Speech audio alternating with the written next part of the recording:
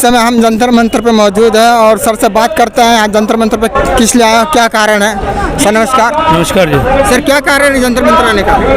जंतर मंतर पर आने का जो मुख्य कारण है वो है बिजली कानून 2022, जिसको सरकार इसी सत्र में लाने जा रही है और उसके विरोध स्वरूप पूरे देश का बिजली का कर्मचारी यहाँ पे इकट्ठा हुआ है। बिजली जो है एक एसेंशियल सर्विस में आती है और सरकार मन बना चुकी है इसको प्राइवेट हाथों में देने के लिए, जबकि इससे आम आदमी के हित भी जुड़े हुए हैं, किसानों के हित जुड़े हुए हैं और बिजली एक मदर यूनिट में आती है।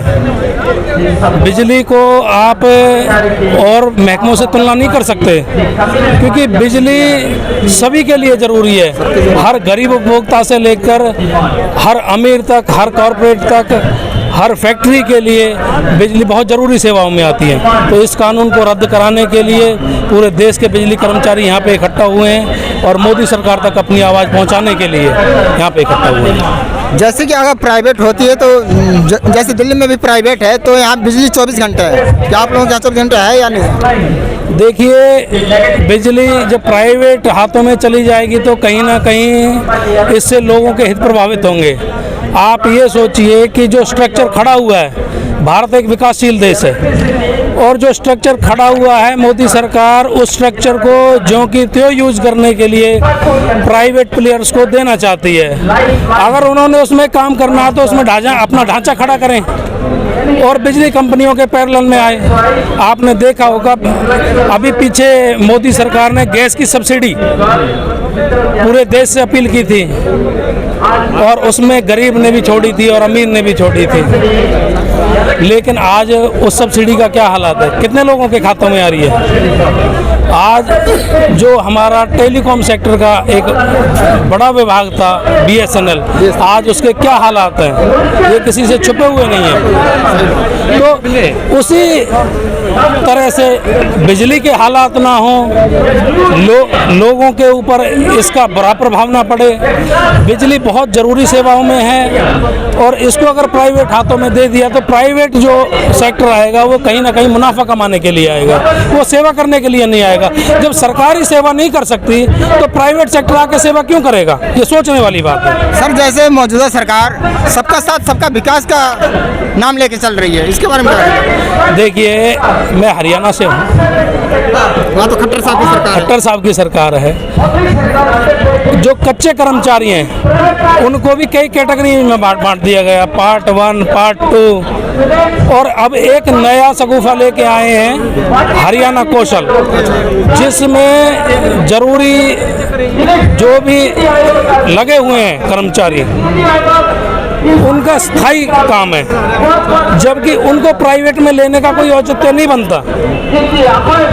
तो उस हरियाणा कौशल जब पहले से ही ठेकेदारी है तो एक ठेकेदार और क्यों बीच में ला रहे हो? जितने भी कर्मचारी लगे हुए हैं उन सबको महकमों में स्थायी क्यों नहीं करते?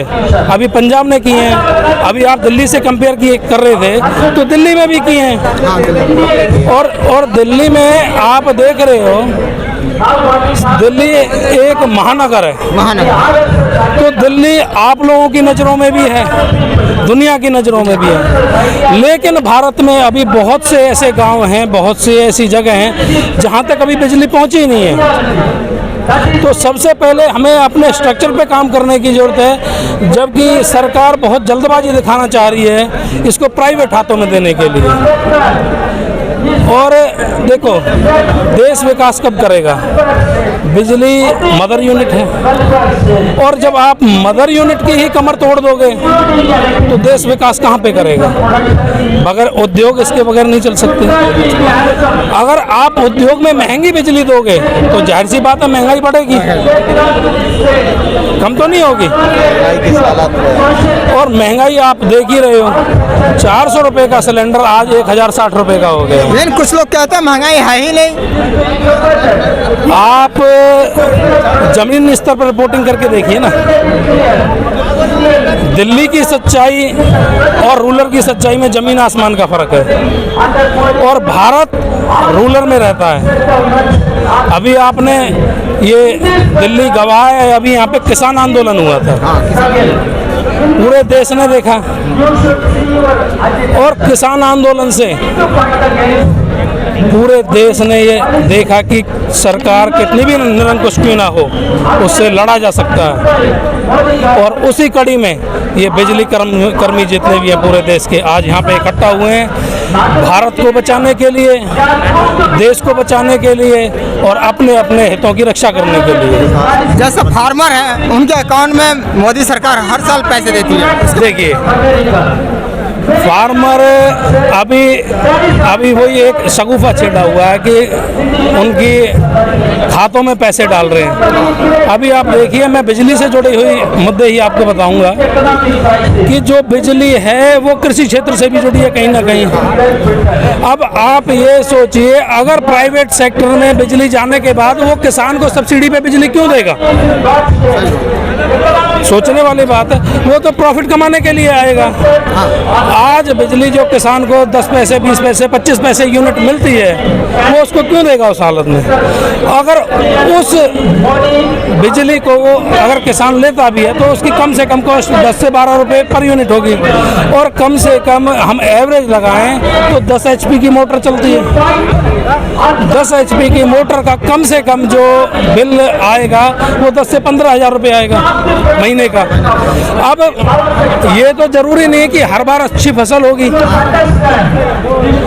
जब फसल ही 15,000 20,000 25,000 रुपए की हुई 6 महीने में, 4 महीने में, तो बिल कहाँ से भरेगा?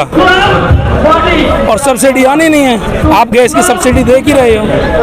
तो कहीं ना कहीं इससे पूरा देश प्रभावित होगा, केवल किसान प्रभावित नहीं होगा, पूरा देश कहीं ना कहीं प्रभावित होगा। क्योंकि जब फूड सेफ्टी की बात आएगी, महंगाई बढ़ेगी, तो जाहिर सी बात है हर घर प्रभावित होगा। तो इसीलिए पावर सेक्टर जो मदर यूनिट है इस देश की रीढ़ की हड्डी है, इसको बचाने के लिए पूरे देश का कर्मचारी और उपभोक्ता यहाँ पे आया हुआ। शुभ नाम सर? धर्मेंद्र तेवतिया है और हरियाणा से। तो देखिए, अभी धर्मेंद्र तेवतिया जी से बात हुई और आप देख रहे हैं D7 तक। कैमरामैन सोनू के साथ, जंतर मंतर, दिल्ली, D7 तक।